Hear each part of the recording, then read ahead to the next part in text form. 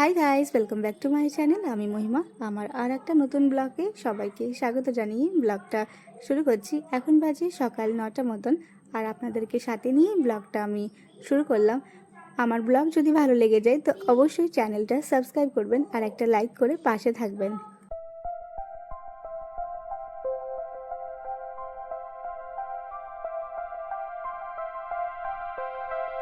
গুরু পূর্ণিমার দিন বাড়িতে ছিল পুজো, তো সত্যনারায়ণের পুজো ছিল। তো বৃহস্পতিবার দিনকে এই যে ঘরটা সেটা তুলিনি, কারণ বৃহস্পতিবারে ভাবলাম তুলবো না। আর আজকে হলো শুক্রবার, তো সেই কারণে সকাল সকাল স্নান করা হয়ে গেছে, ঘরের সমস্ত কাজ করা হয়ে গেছে। আর আজকে এই যে ঘরটা আছে এটাকে তুলে নিই, তারপর পরে করে ওই পুকুরে যেয়ে বিসর্জন করে দেব। কারণ এখন হবে না, কারণ আমার বাড়ি থেকে পুকুরটা অনেকটা দূর, তো কাউকে দিয়ে বিসর্জন করাবো।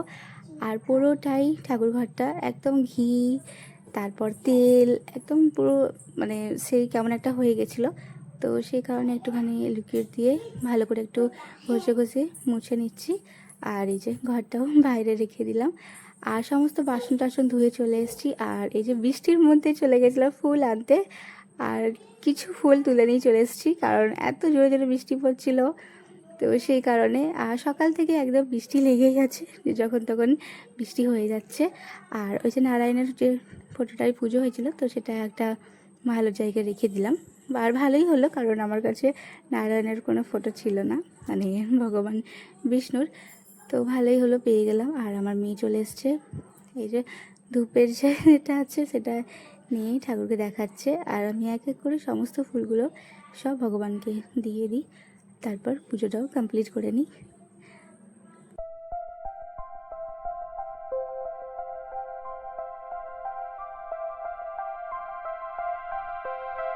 পুজো করা কমপ্লিট, আর পুজো করার পর চাটা সব খাওয়া হয়ে গেছিলো, একটুখানি রেস্ট নিয়ে আর চলে এসেছি দুপুরে রান্নাটা করতে। প্রায় তখন সকাল 10টা মতন টাইম হচ্ছিলো। তো ব্যাস সকাল 10টা থেকেই আমি রান্নাটা স্টার্ট করি। আর কখনো কখনো একটুখানি লেট হয়ে যায়, 10:30 11টা বেজে যায়, কারণ বেশি কাজ থাকলে। তো যাই হোক, এখানে বাসন টাসনগুলো আগে ভরে দিই, কারণ সকালবেলায় ধোয়া হয়েছিল, তো জল ঝরে গেছে। তো ক্যাবিনেটের মধ্যে রেখে দিচ্ছি, তারপর রান্না বসিয়ে দেবো তাড়াতাড়ি করে। সমস্ত বাসন কিন্তু গুছানো হয়ে গেছে। আর আজকে দুপুরবেলায় বানাচ্ছি এগ পোলাও। অনেকক্ষণ থেকে ভাবছিলাম যে আজকে কি বানানো যায়, কারণ বাইরে হচ্ছিল বৃষ্টি, আর বৃষ্টির মধ্যে খিচুড়ি খেতে খুব মজাই হয়। কিন্তু আজকে আমি ভাবলাম যে একটু ডিফারেন্ট কিছু বানাই, তো সেই কারণে এগ পোলাও বানাবো। তো কড়াইয়ের মধ্যে দিয়ে দিয়েছি ডিম আর আলু সেদ্ধ করতে, আর এখানে দিচ্ছি বাসমতি রাইস, অল্পখানি কি বানাবো, তো সেই জন্যে ওই বাটি মেপে 1 বাটির মতো চাল দিয়েছি। আর ভালো করে একবার চালটাকে ধুয়ে নেব পরিষ্কার করে, তারপর এর মধ্যে আবার দিয়ে দেব জল, আর জলটাকে দিয়ে ওই আধ ঘন্টার মতন রেখে দেব। তো ব্যাস জলটা দেওয়া হয়ে গেছে, আধ ঘন্টার জন্য এটা সাইডে রেখে দিলাম।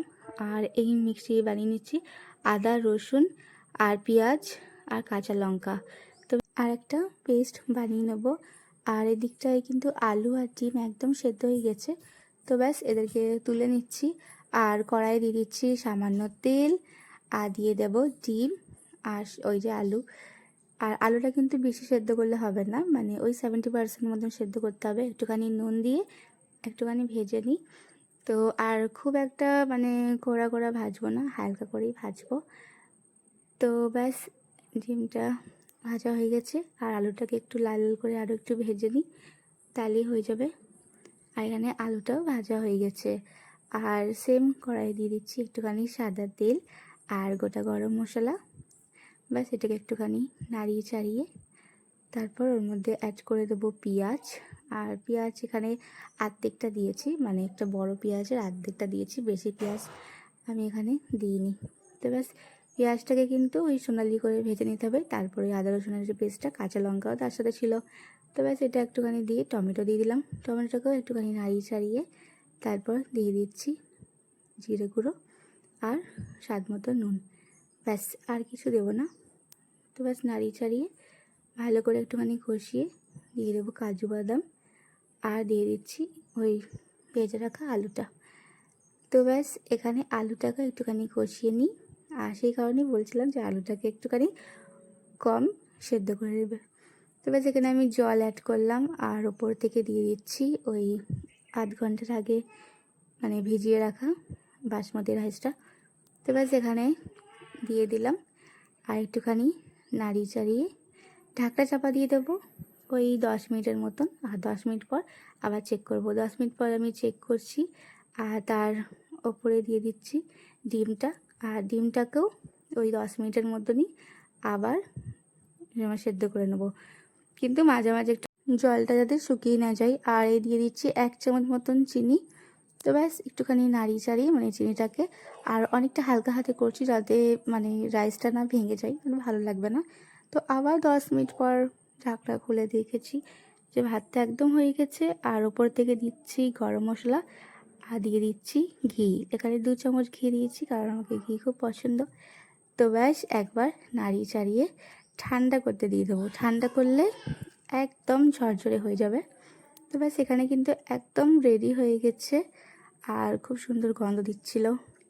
তো এখানে আমি এক এক করে সমস্ত মশলাগুলো যে বের করেছিলাম সেগুলো সব রেখে দিচ্ছি আর রান্নাঘরটা একদম পরিষ্কার করছি। আর ওই দিকটাই কড়াইয়ের মধ্যে আছে মানে ওকে ঠান্ডা করার জন্য, কারণ ও যত ঠান্ডা হবে ততই ঝরঝরে হয়ে যাবে। তো বেশ আমার অনেকটাই রান্নাঘরটা পুরো পরিষ্কার হয়ে গেছে আর এদিকটা ভাতটা একদম ঝরঝরে হয়ে গেছিলো। তো ব্যাস এটাই আজকে বানিয়েছিলাম আর তার সাথে কিছু না। আর আমার মেয়ের জন্য বানিয়েছিলাম খিচুড়ি, মানে ছোটো মেয়ের জন্য, কারণ ও এগুলো পছন্দ করে না। আর এমনি শখের জন্য একটুখানি দিই, কিন্তু ওই যে পুরো ফেলে। তো যাই হোক এখানে আমার কিন্তু বানানো হয়ে গেছে আর সব যেগুলো এবার ধুতে হবে সেগুলো বেসিনের মধ্যে রেখে দিয়েছি।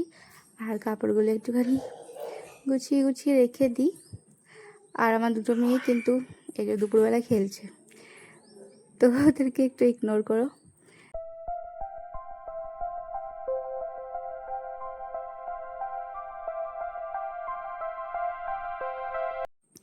গ্যাসটাও পরিষ্কার করে নিচ্ছি সকালবেলায়, মানে চা পড়ে গেছিলো তো সেই কারণে গ্যাসটা একটুখানি ভালো করে ঘষে ঘষে পরিষ্কার করে নিচ্ছি। আর তারপর ভিজে কাপড় দিয়ে একবার মুছে নেব, তাহলে এখানে আমার গ্যাসটাও পুরো কমপ্লিট হয়ে যাবে। আর বাকি তো রান্নাঘরটা একদম পরিষ্কার হয়ে গেছে, শুধু গ্যাসটার কাছেই বাকি ছিল। আর ওই যে একটা চুলা আছে সেটা দিয়ে দিচ্ছি মানে ধোয়ার জন্য, আর এগুলোকে লাগিয়ে দিলাম কারণ এগুলো সকালবেলায় ধোয়া হয়েছিল। আর ওইটাও ধোয়া হয়েছিল কিন্তু ওই যে চা পড়েছিল না সেই কারণে ওইটা রেখে দিলাম। আর ব্যাস এই কাপড়টা রেখে দিচ্ছি। আর এই দিকটা আমার ছোটো মেয়ের খাবার আছে, এটা ঠান্ডা করার জন্য দিয়েছি কুকারের মধ্যে। আর এগুলো সব ধুয়েছিলাম আর রোদ উঠেছে, তো ভাবলাম যে কাপড়গুলো রেখে দিই যতটা জলটা ঝরে যাক, তো সেই কারণে। আর নাহলে সকাল থেকে তো শুধু বৃষ্টি বৃষ্টি হয়ে যাচ্ছিলো, ওই 12টার পরেই রোদ্দুর উঠেছে। তো যাই এখানে আমার কাপড় টাপড় একদম মেলা হয়ে গেছে। আর আমার ছোটো মেয়েকে খাইয়ে দিচ্ছি খিচুড়ি, কারণ ওর জন্য বানিয়েছিলাম। আর ওকে আগে খাইয়ে তারপর আমি আর ঈশা খেয়ে নেব। তো যাই হোক ওকে অনেকটা মানে এদিক ওদিক বুঝাতে বুঝাতে খাবারটা খাইয়ে দিয়েছি।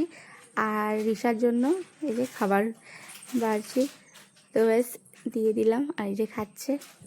চলো ব্লগটা এখানেই শেষ করলাম।